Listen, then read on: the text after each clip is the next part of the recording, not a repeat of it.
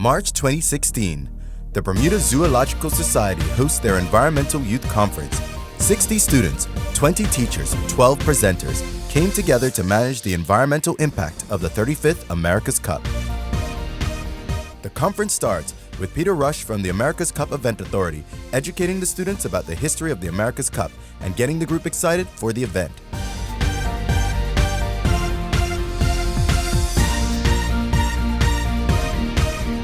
It was time to get training on all the logistics and present the insights to the group. Students learned from Dr. Robbie Smith about wildlife protection and the diversity of habitats in the Great Sound.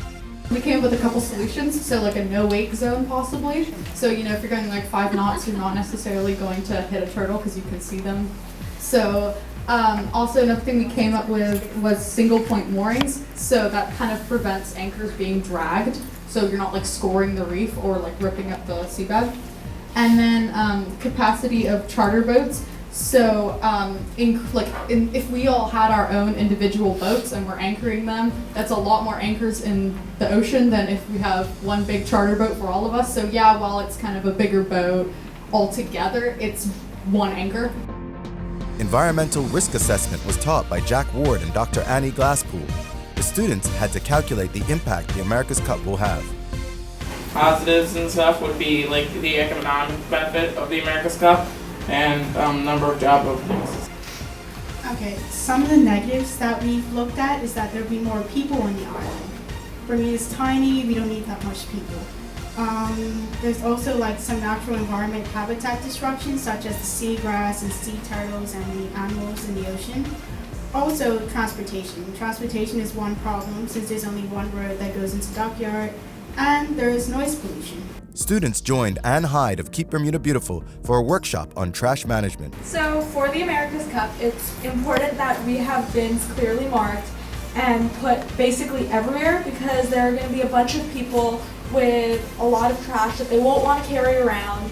And if you don't have a lot of bins, you'll end up with the surrounding area just become really polluted and it won't look good anymore.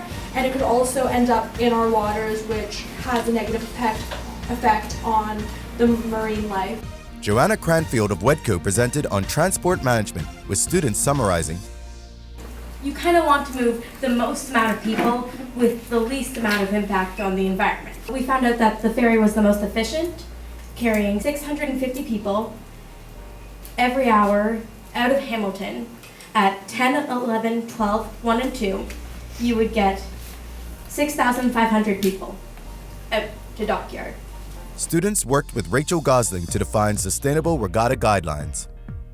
By just shipping off one shipment rather than a bunch of small shipments, we also reduce the carbon emissions, which is a big problem and the main reason why we don't ship our recyclables off. And then also about the water bottles, we would be putting a tax on those who buy it, so the consumer, rather than like importing it into the island because that way it would negatively affect the businesses on the island.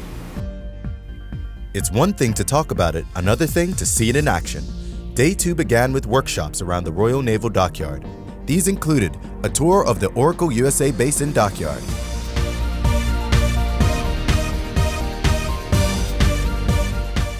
boat design and buoyancy workshops at the America's Cup Endeavor program, the water desalination plant,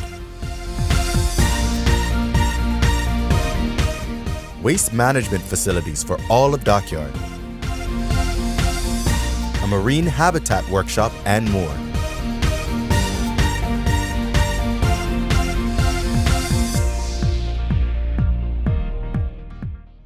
The students returned to the classroom with a unique challenge: 1 hour to design and construct a 3D model of their dream sustainable event village.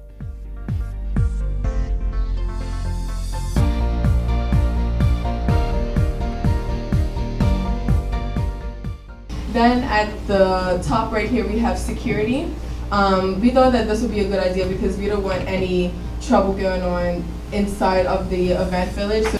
So restaurant underneath and a balcony / terrace on top so people who want to have a bird's eye view of the race can watch from there. The trash has got to go somewhere, so the trash has got to go into like the depot or something. So This is the trash depot. We were trying to be more eco-friendly than building lots and lots of bleachers and things. So we were going to have a hill that was built up so people would be able to see from further back. So not just the people in the front would be able to see. Here we have a kids station, so that would be, we thought it would be 2 stories. The first floor would be more kids, and then the second would be more teenager based. Apparently there's Wi-Fi there as well. I've been noting some great ideas here that we have not thought about. So you've done a great job. We are being given an unbelievable opportunity. During the World Series, we tried to portray one simple message, is that it isn't about them or somebody else doing it, it is about Bermuda and all of us doing it. And you have proved today that we can do it together. So your job has just begun. I've come away from this a brief conversation to begin with, saying we need to be focusing more on you and what you can do. We're going to be reaching out, asking for volunteers, and I hope we're going to need thousands of volunteers. And I'm hoping that you all will be on that list. We'll come back to you and show you how we're developing this. We'll come back and seek ideas from you. But don't stop thinking. There's some idea, some concept that we can build that will make Bermuda better, will create more opportunities as a result of the America's Cup. I can tell you every day we are asking ourselves, what does that look like after the America's Cup? So thank you for all that you've done. I hope you've enjoyed the last 2 days. I hope you've found it interesting.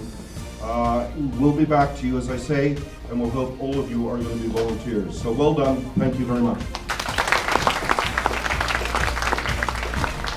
The students were encouraged to keep thinking of solutions, to join as volunteers and see their sustainable ideas utilized to manage the environmental impact of the 35th America's Cup.